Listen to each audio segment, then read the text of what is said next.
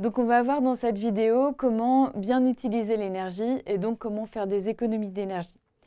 Donc la fabrication et le fonctionnement des objets du quotidien et le fonctionnement du corps humain nécessitent de l'énergie. Donc le corps humain, il a besoin d'énergie pour fonctionner et l'énergie, elle est souvent apportée donc par les aliments et c'est de l'énergie sous forme chimique qui est utilisée. Et les objets, la plupart des objets du quotidien, ils utilisent de l'énergie électrique pour fonctionner. Donc on va s'intéresser à la production d'électricité pour voir un petit peu ensuite comment économiser l'énergie. Donc la production d'électricité, elle se fait avec deux types de dispositifs. Des dispositifs qui utilisent des sources d'énergie renouvelables. Je vous rappelle que les sources d'énergie renouvelables, c'est des sources d'énergie qui vont se renouveler rapidement et donc du coup qu'on va privilégier dans l'utilisation pour la préservation de la planète. Donc par exemple, les dispositifs, je donne ici 3 exemples de dispositifs. Les panneaux solaires qu'utilisent comme source d'énergie le soleil, les éoliennes qu'utilisent comme source d'énergie le vent et les barrages hydroélectriques qu'utilisent comme source d'énergie de l'eau qui est stockée en hauteur et donc qui, en chutant, va produire de l'énergie électrique, donc produire de l'électricité. On a d'autres dispositifs qui utilisent cette fois-ci des sources d'énergie non renouvelables et donc du coup qui sont moins intéressants pour la préservation de la planète. Donc par exemple les centrales thermiques classiques qui utilisent le pétrole, le gaz et le charbon ou les centrales nucléaires qui utilisent principalement l'uranium pour produire de l'énergie électrique. Donc on va voir justement comment économiser cette fois-ci cette énergie.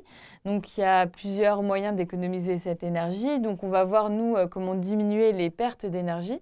Donc on a vu dans la vidéo sur les conversions d'énergie qu'effectivement quand un objet convertit de l'énergie, on a souvent de l'énergie perdue. Alors perdue c'est entre guillemets puisque en fait elle n'est pas réellement perdue, elle est convertie sous une autre forme d'énergie qui n'est pas utile, qui est souvent l'énergie thermique d'ailleurs.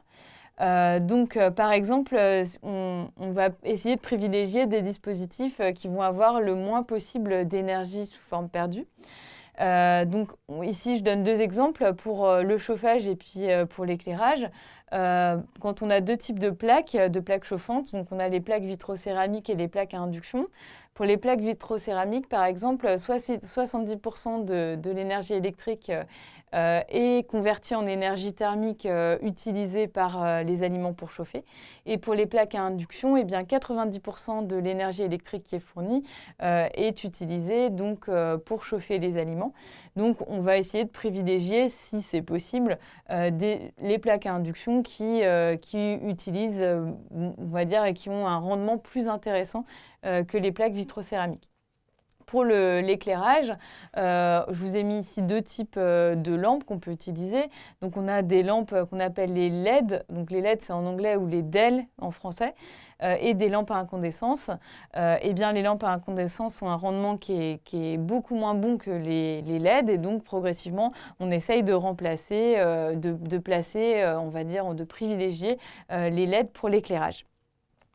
Alors ensuite, on a aussi l'isolation thermique. Effectivement, on se rend compte que dans la consommation d'énergie électrique dans les habitats ou la consommation d'énergie tout court dans les habitats, il y a plus de la moitié qui est utilisée pour le chauffage. Donc effectivement, bien isoler thermiquement une maison, éviter qu'il y ait des pertes d'énergie thermique dans son habitat permet de réaliser effectivement des économies d'énergie. Et donc, une autre chose pour économiser de l'énergie, c'est donc diminuer la consommation d'énergie. Et ça, vous le savez, c'est en faisant des gestes aussi du quotidien, comme éviter les appareils en veille, éviter des appareils, des lumières par exemple qui sont allumées qu'on n'utilise pas. Tout ça, ça contribue à économiser l'énergie.